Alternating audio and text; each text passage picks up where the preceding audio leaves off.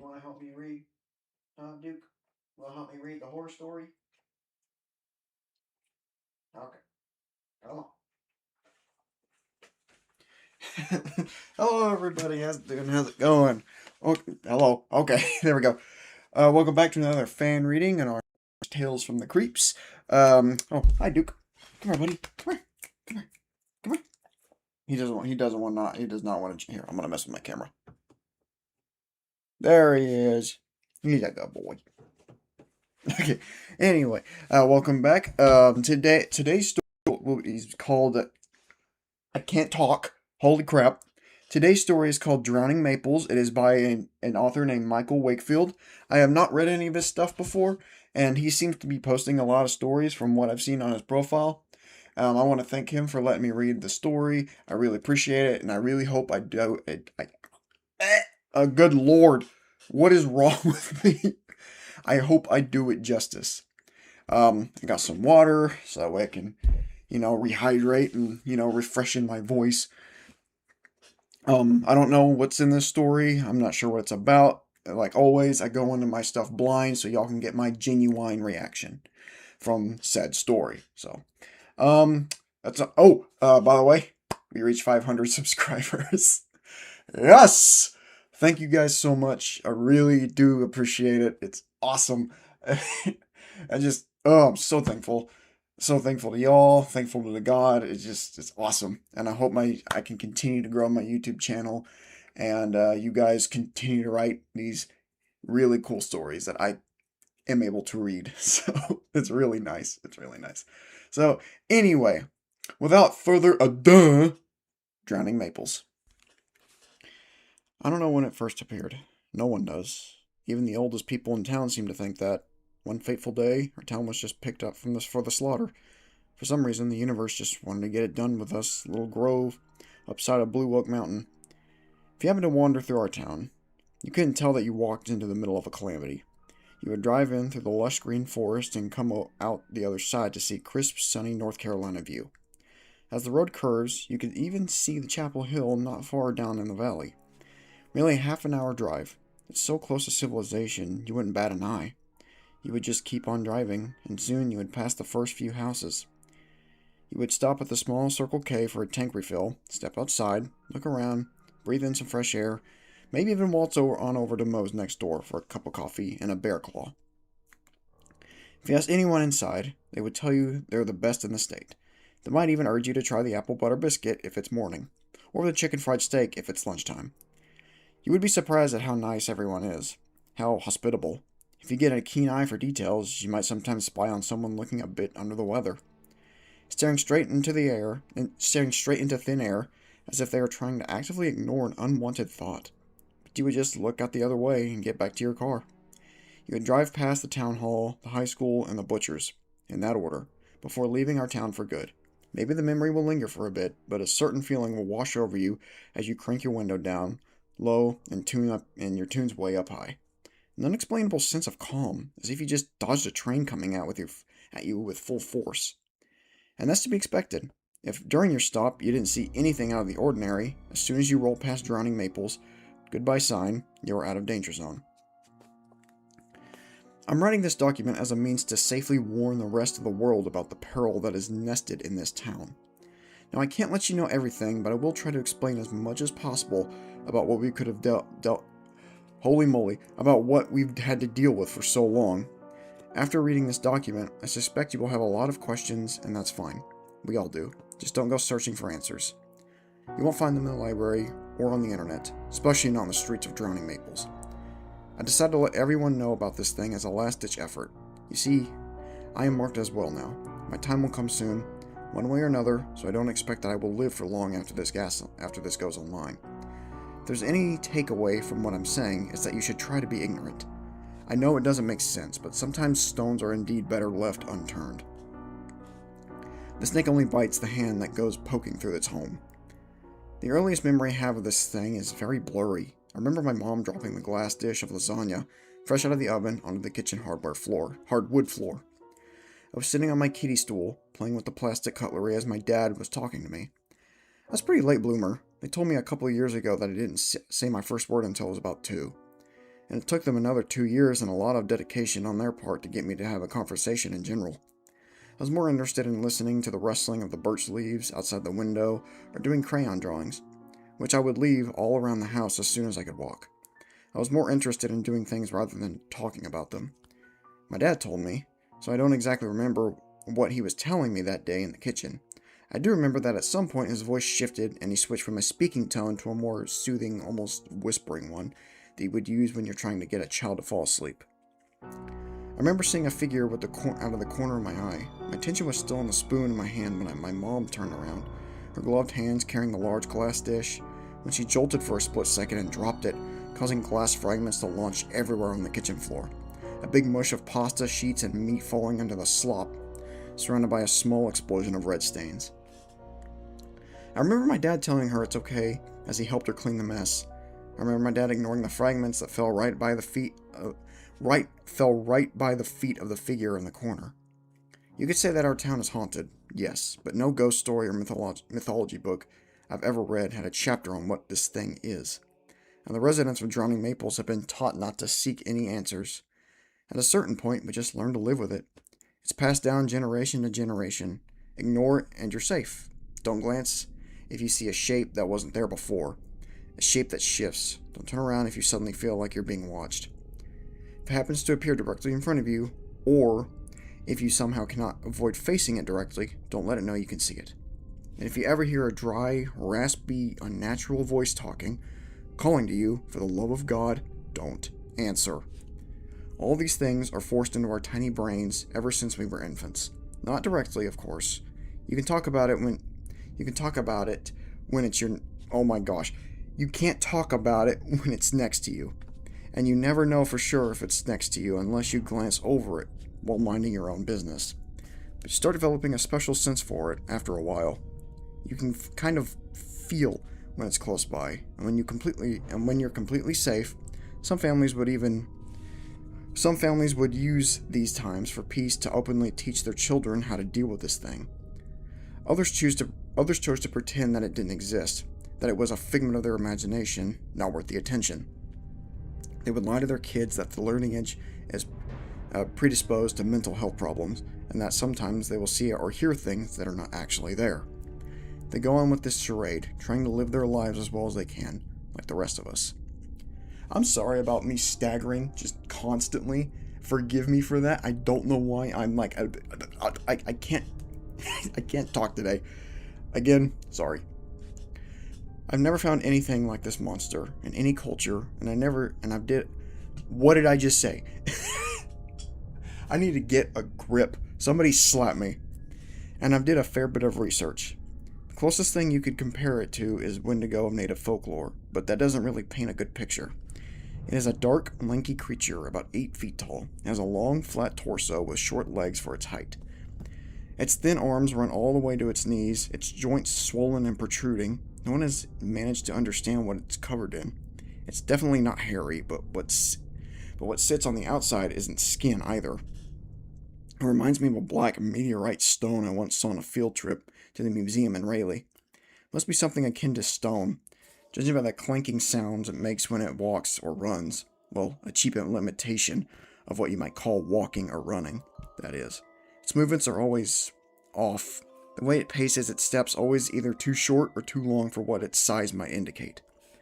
The way it sometimes flails its arms for apparently no reason. The way its spine gives out to make way for a gaping mouth that forms out of its rib cage. Oh, that's sick. That face, so wrong in every way imaginable. The best way I can describe how it looks, is a fake cadaver. Imagine the most disgusting rotting human head you can. And then try to imagine how a cheap gas station Halloween mask of it would look like. Now imagine the mask draped over a bulbous amalgamation of what looked like dark moss and bone. It's violent and has an appetite for cannibalization. The records we have described some very gruesome scenes over the years. Beheadings, ripped limbs, strangled bodies, half-eaten, ripped to shreds. As if attacked by large animals, but not even animals want to get too close to them. We know a few cases of bodies found in the woods nearby, and it's as if nature itself recoils from them.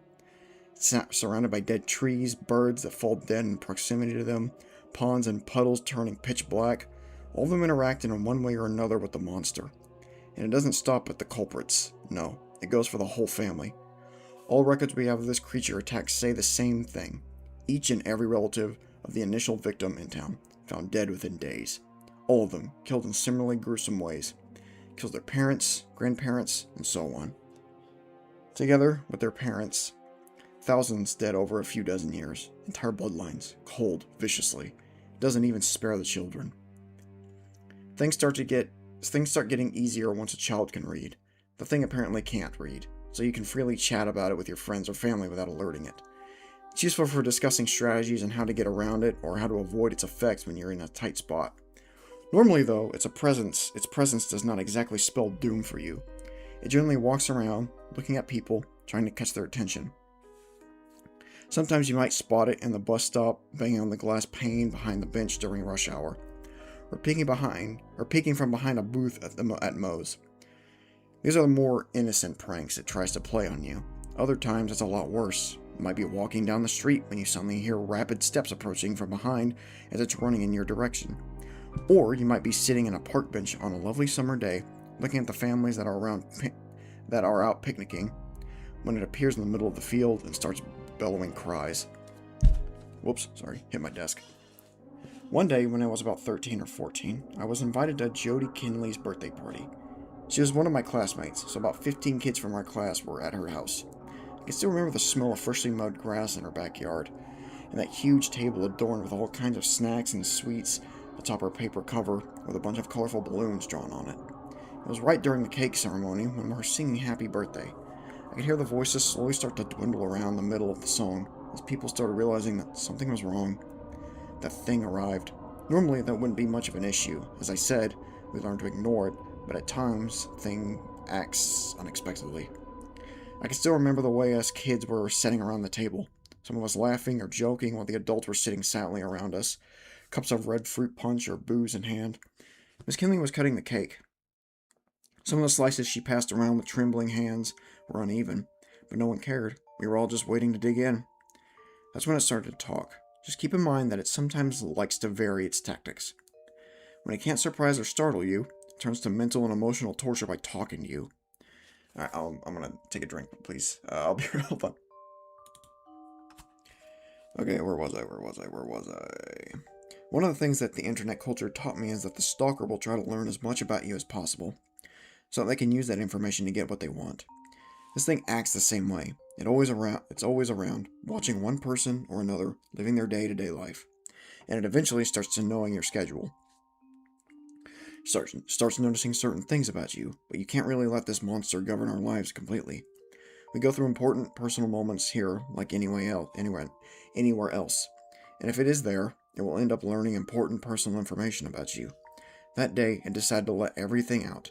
It didn't leave anything behind. The adults were frozen in place, trying to seem like they were suddenly very interested in Red Hot Chili Peppers' rendition of Other Side that could be heard from the radio on the windowsill. Some kids were continuing to munch on their slices of cake, some asking for seconds and being ignored by the parents. They were paying attention to what the thing was saying. I will spare some of the details, as they were irrelevant to the point. The thing called Gene Mason, a coward who doesn't want to believe that his wife doesn't love him anymore. As she mentioned to someone on the phone on one time when he went out to out for groceries and mocked Ronnie.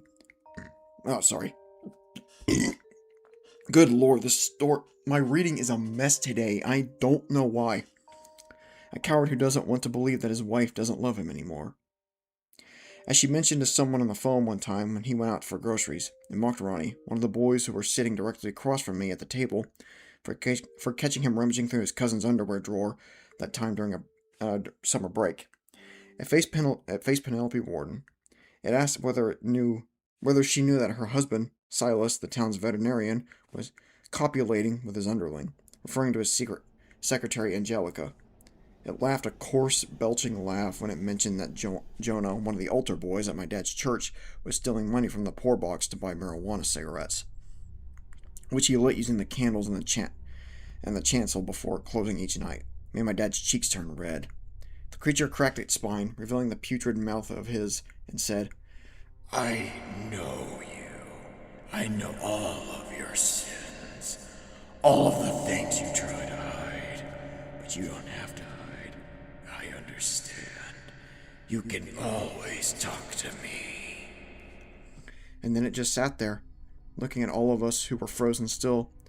Let us all boil in our own thoughts. There was no clanking of cutlery, no more drinking or laughing. Not even a peep, even from the youngest kids there. Bobby Briggs was shaking, swallowing constantly, trying to get rid of the knot in his throat. Silas Warren set his glass down on the table with too much force and was now grasping the shards, blood and whiskey dripping on the white cover. After about a minute, which seemed like an hour at the time, Miss Kinley turned to her daughter with tears streaming down her face. I love you, sweetheart. I remember my dad gave a big speech during Mass the next day, talking about the adversary's plan to corrupt and destroy every believer, to turn them away from the Lord's good ways. He called upon each and every person in attendance to take up the mission of fighting the evils that plague our lives. A mission to keep each other safe and to return to God's embrace as He intended. For if just a single person fails the mission, we are all doomed. Of course, the thing was sitting in the front row, with its back to the altar, so it could see everyone. You know, the worst part isn't actually the abuse, the way it stalks your life, terrifying you or loved ones, or the way it slithers into your mind bit by bit. No. It's the knowledge that it doesn't lie. It took us quite a while to realize that. Soon enough, people started paying attention to their ignorance towards a creature. Started paying attention to each other. We've had general video surveillance since 2004 for the purpose of monitoring the monster's location and letting the population know which areas were safe at the moment. It was also a way of finding which people failed their mission, but I'll focus on that later. Soon enough, people started installing baby monitors and hidden webcams in their houses. Parents spying on their kids, internet activity, jealous husbands hoping to catch their wives being unfaithful, neighbors searching for any semblance of malice in their kin. We were being watched by the town's leaders, by our own flesh and blood. Never mind that thing that... And the more people spied on each other, the way they understood that the thing they dreaded so much was the one who was right all along. That was using the power of the ugly truth to make them yield. Orwellian wasn't even the right word for it. Thankfully, the waters eventually started to calm down, but by the end of 2008, the council passed a decree that forbade the use of personal surveillance equipment. From then on, it was only the public, council-approved hardware, and it was quite useful. All things considered, it helped most people sleep peacefully at night. However, it did come at a great cost. After finishing high school, I joined the Department of Mortal Protection. It initially started as a branch of the Sheriff's Department that would help the town understand and fend off the effects of the thing. Our ancestors started around 1880 as an internal, semi-secret organization, which used both intellectual and physical force against it. For those times, only a bunch of documents remained in the archive below St. Lawrence Church, as well as a bunch of empty graves and cemetery next door. Eventually it became our very own Appalachian-flavored Gestapo, being concerned more with making sure that the knowledge of the thing doesn't spread anywhere outside of town, as well as removing any threat to the community beside the actual monster. I was only a bookworm, usually tasked with reading old religious manuscripts for any clue as to what this thing is. Sometimes I acted as sort of a dispatch, letting our field officers know whenever a person was in immediate danger, as in they were really close to spill the beans. The code was, I don't think I feel so good. I know, very creative, but it worked. Guess the creature always thought that those people that were coming by and sweeping its victims and talking to them somewhere else must have been orderlies or plague doctors or something. Like I said, we never really pinpointed how long this creature had been in Drowning Maples. Our earliest mentions of its date all the way back to the 17th century, when a bunch of British and German settlers came by and decided to cohabitate with the Virginian population that moved in just a few decades earlier. Some people in the DMP thought one of the settler ships must have brought the nightmare over from the old continent. My best guess is that it has something to do with the coal mining exploits that started soon after the first few shanty towns were established in the mountains. But again, we really don't have that much evidence. As I was saying, even though the thing in the DMP ended up doing what were completely immoral, committing some pretty heinous acts, I know those acts were caused by constant stress and fear. I came to know all of those people very well over the 5 years of me working there, including the leaders, like Sheriff Cecil Van Dyke and Junius Griever, the DMP's iron fist and overall fixer. And I know that none of them were bad people, not in the slightest, but I guess that if you're put in questionable situations constantly, eventually you end up making questionable decisions. As if you may suspecting the Drowning Maples Sheriff's Department initially tried to get help from higher authorities. Around the 80s, They tried to involve anyone. The sheriff at the time was well aware of the dangers that exposing the truth would have for the rest of the world. So made use of some relatively shady contacts within the government to get an into an unnamed FBI department. Those guys were interested in understanding more about the monster. They sent a few agents over and started poking around in our archive. A couple of abandoned buildings, as well as the forest that on that side of the mountain. Eventually, one of those guys, Agent Tucker, poked around too much. They found his eyes at the foot of the mountain, about a half an hour due north, and I mean just his eyes. They had no idea where the rest of his body was, but judging by the pool of blood found at the scene, there were probably nothing left of it anyway. I saw the eyes myself. They were kept in a jar of formaldehyde in one of the lockers in the archive. Soon enough, more bodies started dropping. Random people around this country, all in the span of a couple days. The Sheriff's Bureau ties initially thought it was just a freak coincidence. A 30-year-old man was disemboweled and put on the top of a pine tree in New York, his guts wrapped around the branches. An old couple were found by a neighbor, bludgeoned to death in their Kansas home. A young child from an orphanage in South Carolina, his spine impaled by one of the garden sprinklers in the front yard. The whole lawn was painted red from the blood that was carried by the water jet. Nothing seemed to make sense. There were no fingerprints, no witnesses, nothing. A couple of days later, a woman and her baby turned up dead in Quantico,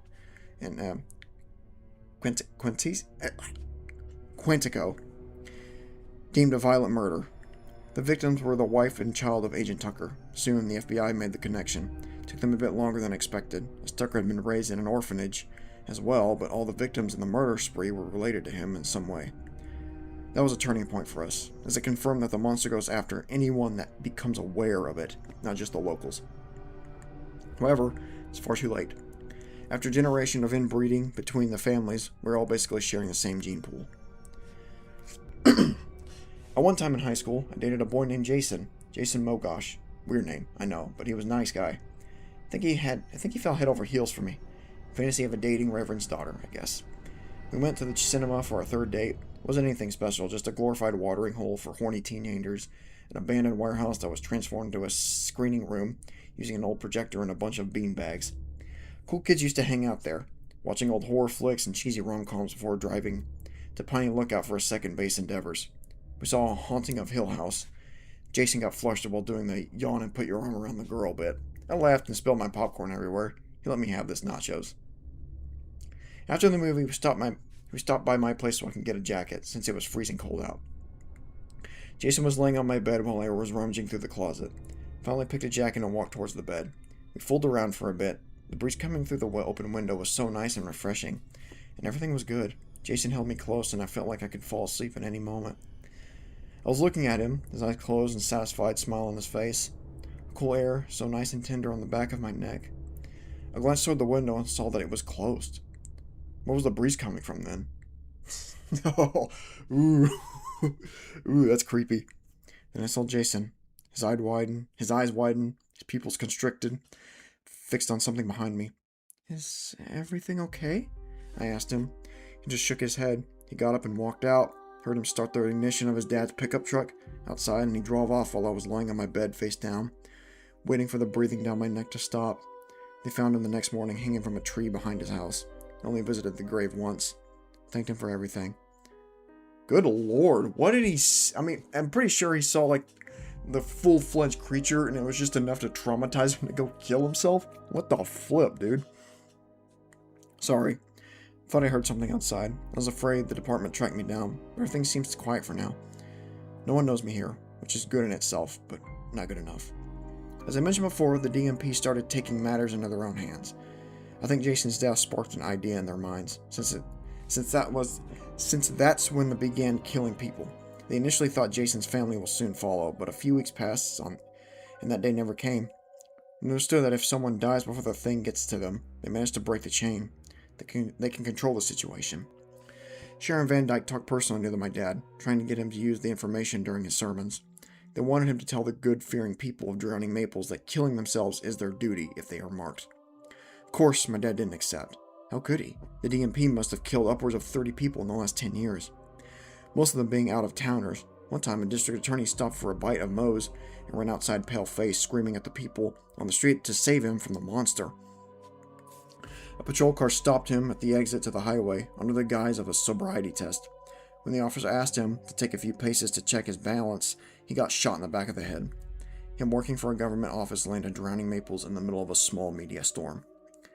They even sent a detective over to investigate the whole ordeal. Virginian man by the name of Harris.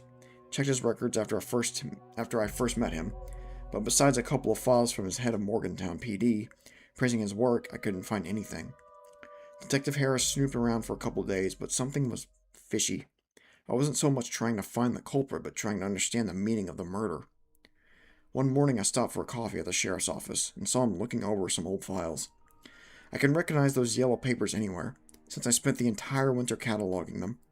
Old files from our archive. I don't know who gave them to Harris, but after taking a long drag from his cigarette, he leaned in close and asked me how long had this been happening. You mean day officers getting gunned down in the middle of the street?